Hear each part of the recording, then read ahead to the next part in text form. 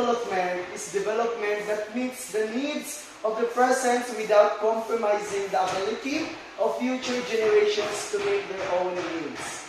So do you have any idea what is the example of sustainable development? Again, do you have any idea what is the sustainable development? Go. Mr. Go? Mr. Go! Why are you sleeping in my class? Sorry po, sir.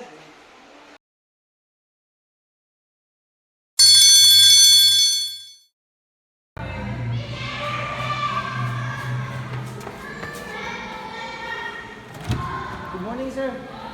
I'm sorry I'm late. Or please take your seat, Mr. Go. Thank you, sir. Mr. Go, where is your tester's tube?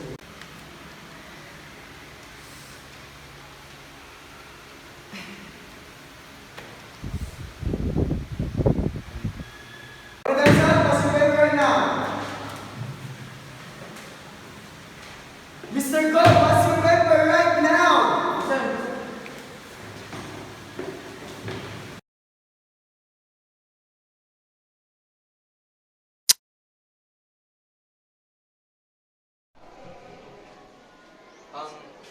Good afternoon po, sir. Ano po yan? Okay, welcome. Please sit down. Nakita ko sa iyo lahat ng mga exams at saka yung mga activities mo. Yes, sir. Base sa mga nakuha mong mga scores ay puro lang bagsak. At saka yung mga performance mo ay hindi na tama. Di ba yan? Ano bang problema mo? Bakit ka nagkaganyan?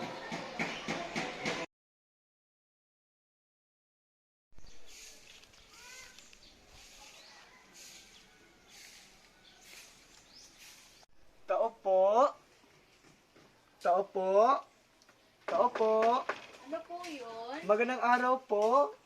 Ano po Dito yun? po ba yung bahay ni Mr. Daniel Go? Oh, dito po. Ako po ang nanay niya. Bakit po? Magandang araw po. Ako pala yung guro niya. Nasaan po si Mr. Go? Nandun po sa baybayin. May ginagawa. Bakit po? Pwede niyo po ba ako samahan? Sige po. Salamat po.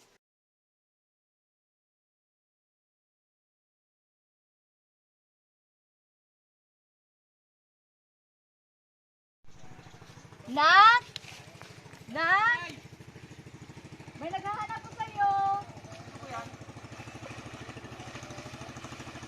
Nak! Oh, Nay! May naghahanap po sa'yo. Sino po yun? Guro mo po.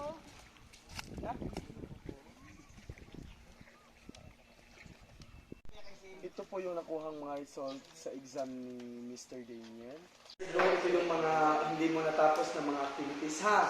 So kailangan mo itong gawin sa bahay mo pag may time ka. At saka ito naman yung isang activities. Kailangan mo ito matapos bukas kasi magbibigay na ako ng grado sa iyo at saka sa mga kaklase mo. Pero dapat mo alalahanin yung responsibilidad mo sa pag-aaral mo at saka responsibilidad mo sa bahay nyo. Nakaintindihan ba tayo, Mr. Go? Okay. Sir Paul! Uy! Mr. Go! Ba't ka nilito? Tulog ka muna! Gusto ka na? Okay lang, ikaw. Okay lang din. Ano pa mo ko?